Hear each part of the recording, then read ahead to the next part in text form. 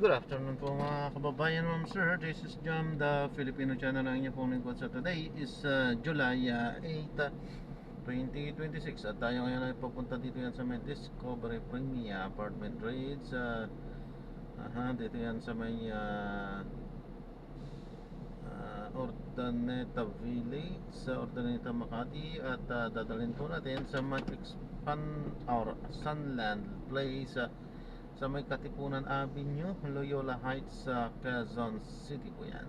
Okay, magbabalik po tayo mamayang unti po. Disclaimer lamang po, ang content po natin ay kalsada at pawang ang daanan lamang. Kaya nga naman sakasakali man po na may marinig kayo mga pangalan ng lugar, pangalan ng tao, pangalan ng organisasyon sa government o private man yan, ay wala pong kinalaman ng channel na ito at wala pong pinapatungkulan. Lahat po ng pinag-uusapan dito ay pawang dito lamang po yan sa loob at wala pong pinapatungkulan sa labas. Magbabalik po tayo mamayang onte pag nakuha na po na, or I mean pag ando na po tayo sa ating pick up area, sapagkat dito tayo sa may 1 Ayala, naipit tayo dito sa traffic.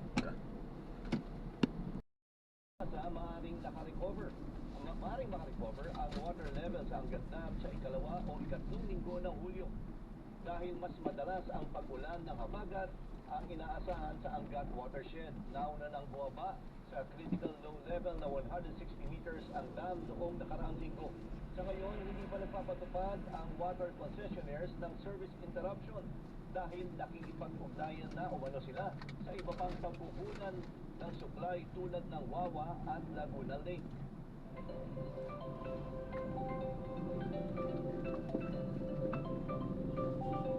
Sa ating ulat panahon, nagtaas na ng tropical cyclone wind signal number 1 sa ilang lugar sa Luzon habang nasa karagatan ng extreme northern Luzon ang Super Typhoon Inday. Sa pinakahuling update ng pag-asa na panatili ng Super Typhoon Inday, ang lakas nito habang nasa mahigit 1,000 kilometro mula sa northern Luzon. May lakas ito ng hangin na nasa 195 kilometers per hour malapit sa gitna at pagbugso nga abot sa 240 kilometers per hour.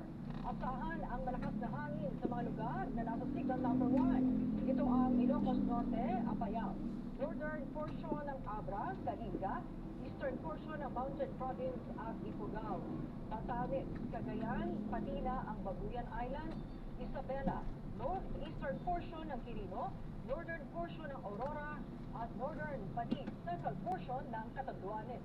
Apektado naman ngayong araw ng pinalakas na habagat ang Pangasinan, Zambales, Bataan, Calabarzon, Mimaropa, Bicol, Visayas at Mindanao. Mapapalakas pa ng bagyong habagat sa susunod na 2 araw bago ito lumabas sa Philippine Area of Responsibility sa Sabado. Naasahan sa mga susunod na araw ang malakas na pag-ulan na dala ng Super Typhoon Inday na posibleng maglulot ng mga pagbaha sa Metro Manila at iba pang panig ng bansa. Kaya ang pamahalaan nagsimula na paghandaan ang sakuna. Yan ang umarangkadang balita ni Justin Ignacio. Inaasahan ang malakas na pagbuhos ng ulan sa darating na Biyernes at Sabado dahil sa Super Typhoon Inday. Ayon sa pag-asa, makararanas ng 50 to 100 millimeters na pag-ulan ang Occidental Mindoro at Antique, habang apektado rin ang Zambales, Bataan, Metro Manila, Cavite, Batangas, Oriental Mindoro at ilan pang lugar. Ngayon, yung mga pag-ulan na dulot ng habagat ay posible pong magdulot ng mga pagbaha sa low-lying areas, mga pagbaha sa mga komunidad na malapit sa mga paligid ng or gilid ng mga ilog, lalong-lalo kung continuous ang pag-ulan, may tendency umapaw, tumaas ang level ng tubig. Kaya naman ang palasyo, inatasan na ang National Disaster Risk Reduction Management Council na maghanda bago pa man ang sakuna. Kapunta po mismo natin at tumingin po tayo ng komento mula sa NDRRMC at ito po ang mga pinag-utos.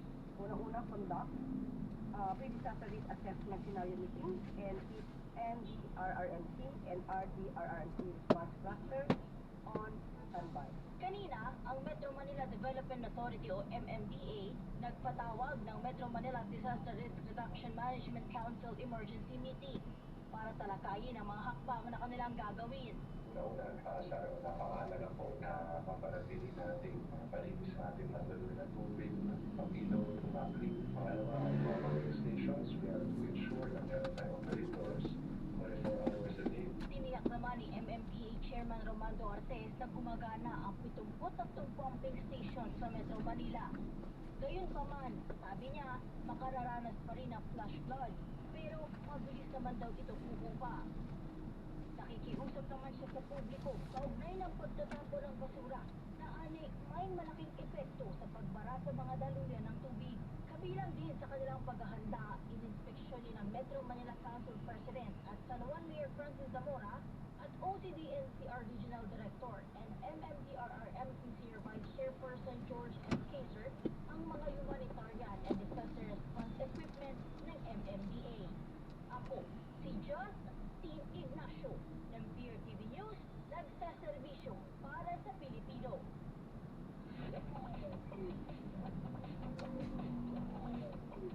Balitang showbiz, wala tayo, wala kay Jai Ho. Jai? Eto na nga ang latest na warangkadang showbiz balita. Sex bomb Sunshine Garcia at asawa na si Vice Governor Alex Castro. Masaya sa mga magandang nangyayari sa kanilang mga karera. At inalam din natin kung ano nga ba ang sekreto para mapanatili ang init ng pagsasama despite of their very busy schedule. Alamin ang detalye dito lang sa Joy Hot Exclusive. Blessed ang mag-asawang sina Sunshine Garcia at VP Alex Castro dahil for the first time, pinagkatiwalaan sila ng isang perfume brand para maging mukha at mag-endorso ng produkto ng magkasama. First time namin na magkasama sa isang billboard at sobrang masaya kami. Nakaka-proud. Napaproud ako sa aming dalawa dahil kumbaga ang layo na lang narating namin. At hindi inalam kung paano ang dynamics nila bilang mag-asawa sa panahon na pareho silang busy sa trabaho. Lalo na ngayon, sunod-sunod ang mga local and abroad shows ni Sunshine. Si PG naman as a public servant. Kailangan mag-adjust, no? Una-una sa oras. Kailangan nag-adjust kami. Parang kung dati siya yung madalas na nasa bahay kasi siya yung, ako yung nag-work. Ngayon, kailangan ko gawin ng maaga talaga para maabutan yung mga anak namin. Samantala, Hindi niya muna istapin dun para makalusot ng magyuyuta. Kamusta ang mga experiences niya with the FB Girls sa kanilang tours abroad? Ano ang malaking pagkakaiba sa noon at ngayon? 900 kilometers mula sa sentro nito. Hindi po inaasang tama sa kalupaan ng Pilipinas ang bagyo habang nasa loob ng Philippine Area of Responsibility at posibleng bukas ng gabi, Huwebes, ay posibleng humina na ang bagyo bilang malakas pa rin na typhoon na daan po ito malapit sa may Batanes sa araw ng Biyernes at makalalabas na ng Philippine Area of Responsibility sa araw ng Sabado. Base sa forecast track at now na aabot ng malakas na hangin ng bagyo, nagtaas na po ang pag-asa ng wind signal number 1 sa 12 probinsya kabilang na ang Batanes, Cagayan, kasama ang Babuyan Islands, Isabela, Northeastern Quirino, Apayao, Kalinga, maging ang eastern parts ng mga probinsya ng Mountain Province at Ifugao, Northern Abra, Ilocos Norte, Northern Aurora at daan sa amin sa Northern at Central Catanduanes. Babala po kapamilya ang wind signal kaya kung tuloy na pa kalmado pa ang panahon sa inyong lugar, Huwebes ng gabi o Biyernes posibleng maramdaman ang malakas na pagbukso ng hangin. Sabi ng pag-asa, posibleng wind signal number 2 o 3 ang pinakamataas na babala sa hangin na itataas sa pagdaan ng bagyong Hinday. Magpapabugso rin po ng hangin at magdadalang maulap panahon ang palalakasing habagat ng super typhoon. Mas malalakas ang mga pag-ulan sa Biyernes at Sabado sa kanlurang bahagi ng Mindanao, Visayas at Luzon. At sa rainfall forecast ng The Weather Company para bukas July 9, sa Mindanao malalakas na po ang ulan sa umaga sa may Zamboanga del Norte, maging sa may Sultan Kudarat at Sarangani at sa Lanao del Sur naman bandang tanghali. Maulan muli sa hapon sa may Southern Mindanao at maging sa may Davao Oriental at sa gabi asan pa ang maulang panahon sa may Western at Central Mindanao. Dako naman tayo sa Visayas, may maagang paulan na rin ang habagat dyan sa southern part ng Negros Island. Ulan naman sa tanghali sa Panay at maulan muli dito sa may Negros Occidental bandang hapon po iyan. Matindi naman ang asang ulan oras ng hapunan dito sa may Panay Island at ulan muli dito sa sa Northern Negros pag lumalim ang gabi. Maapektuhan din ng habagat ang Palawan, maulan po, malakas ang ulan sa southern part ng probinsya. Sa umaga, dito naman sa mga northern Palawan, bago lumubog yung araw, at pag lumalim ang gabi sa may central Palawan naman, may malakas na ulan. Tayo sa Metro Manila or sa Luzon po, maaraw at mainit pa ang panahon sa malaking bahagi maghapon, pero may malakas na ulan tanghali at hapon sa may northern part ng Mindoro at may aasahan ding ulan sa gabi sa southern part ng Zambales, Bataan, Western Calabarzon at northern Mindoro. Tayo po sa Metro Manila, maulap buong araw ng Webes pero may posible ring Ihilang po ako, sir. na di naman kalakasang pag-ulan. Samantala, natala po ngayong araw ng Miyerkules ang pinakababang antas Ihilang po ako saglit, sir. na 157.07 Naihina ako. meters sa mas mababang po sa dating record noong July 2010. Sabi lang sa dahil sa mga paulan at habagat, pwedeng tumaas po ito ng Okay lang po, ihilang po ako, sir. Ano? pero hindi po yan sapat. Ihilang. Ihilang ako saglit.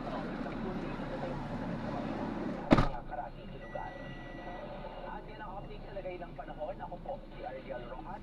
Ingat sa pamilya. Sa pagbabalik ng TV Patrol, unang witness sa impeachment trial ni Vice President Duterte tapos nang suriin ng prosekusyon at depensa. Babaeng matinig na kawatan, tatlong bahay, pinasok. ABS-CBN News Channel Anchor Rico Quezon, ginawaran ng parangal sa Asia's Golden Icon Awards 2026. Abangan ng iba pa mga nagbabagang balita sa pagbabalik ng TV Patrol!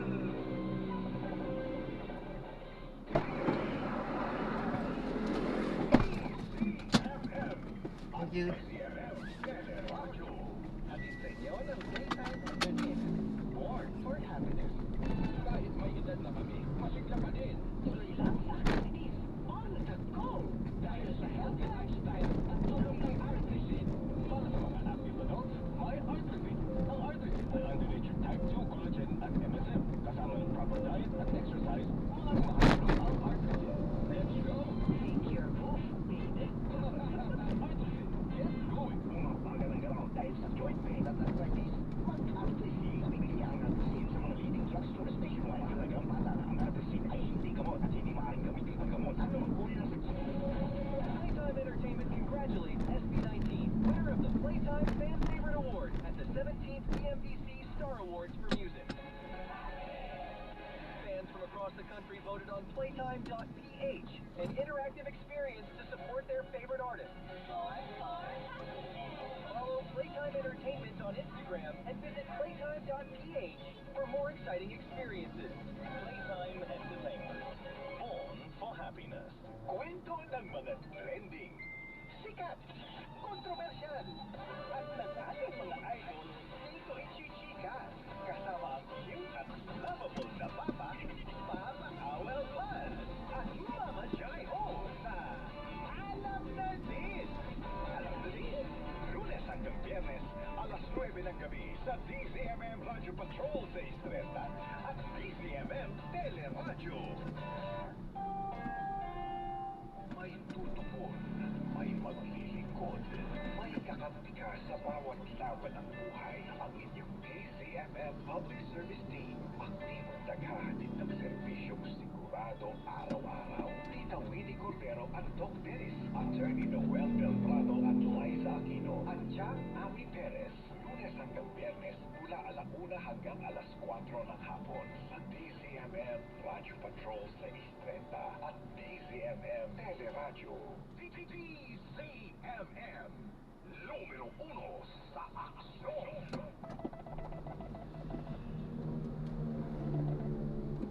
Ito po ang DZMM, bahagi na ng kasaysayan ng Pilipinas sa nakalipas na 40 taon. Noon, ngayon at sa mga darating pang panahon. Patuloy na magbabalita, maglilingkod at magbabantay. Kasapi ng KBP, kapisana ng mga broadcaster ng Pilipinas, ang oras, 3 minuto matapos ang alas 7 ng gabi. Ang oras ay hatid sa inyo ng Plemex for Kids. Mamis, agapan agad ang ubo at plemang nakabara. Pambatang lagundi, Plemex! Jericho Rosales po, ibang level na tayo. For liver health, Silimarin plus multivitamins Liverate Pro. I take it every day with proper diet and exercise.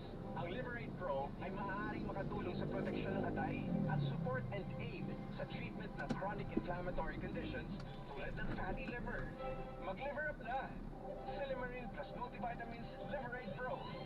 Silimarin plus multivitamins is the generic name of Liverate Pro. If symptoms persist, consult your doctor. Proteksyon at tulong sa atay, Liverate Pro. May Silimarin, may multivitamins pa. Liver up na tayo with Liverate Pro. Ang galing! Pang matagalan. Parang tayo lang Everest Appliances. Babe, ano ever best decision mo in life? Siyempre, building a home with you. Everest Appliances. Health, wellness, energy saving. Everbest from Everest. Hayaan mo kami ang maging pahinga mo.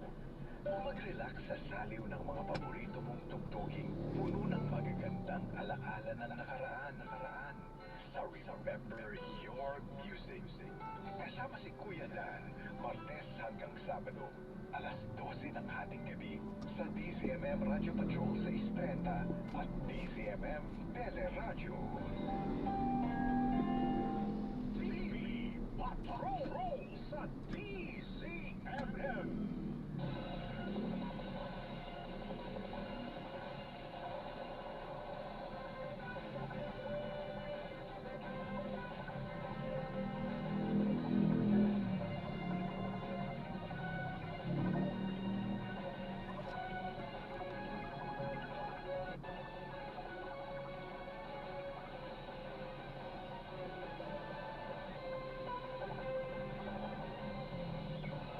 Tapos ang purihin ang prosekusyon at depensa. Temporary restraining order o status quo anti-order o pagpigil sa trial ng mga abogado sa pangunguna ni Atty. Israelito Torion dahil questionable umano ang pagkakatalaga kay Senador Francis Escudero bilang presiding officer ng impeachment court. Ipinuto nila ang deliberasyon noong 1986 para sa konstitusyon kung saan ipinanupala ni Commissioner Hilario Davide at ilagay na kapag hindi presidente ang nililitis ay Senate President dapat ang presiding officer.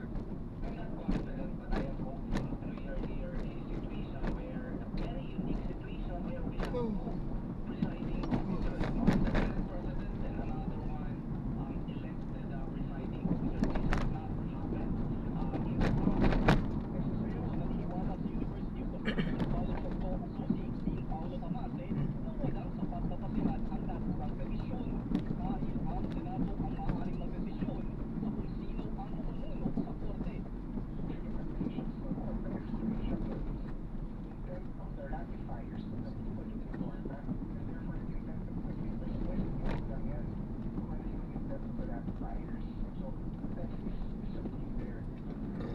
Sa kakapay sa Lagina Manifestation ni Senator Alan Victor Cayetano na pagdesisyonan ang pagboto ng mga senador sa gitna ng pagkakakulong ni na Senador Chicoy Estrada at Ocasio Marcoleta at nagtatako naman si Senador Ronald De La Rosa. We need to protect the legitimacy of these proceedings. Even with the substitute presiding officer acts clearly, a conviction or acquittal reached under constitutionally defective process would invite judicial challenge and cast doubt on the validity of the entire trial. I want to avoid that this impeachment trial will be declared null and void.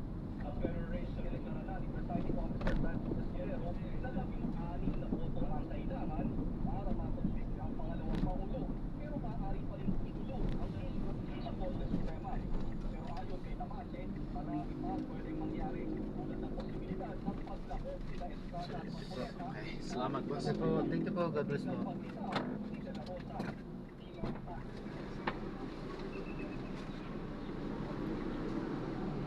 Even if the action is makes strategies to be right before it decides, kasi yung decision na will be taken as law moving forward. Naniniwala rin sa mamamayang Liberal Party List Representative at House Prosecutor Liza De Lima na hindi pa rin panahon para ilapit ang issue sa Korte Suprema. The issue of voting threshold or the issue of whether conviction requires the absolute minimum of 16 is to us still premature, not just right for adjudication. Wala pa rin controversy dyan. At this stage, Sa traffic na yan. babaton mo ako ng 97, natutuwa na. Ayan, so maraming salamat po sa panonood, super traffic. Parang po.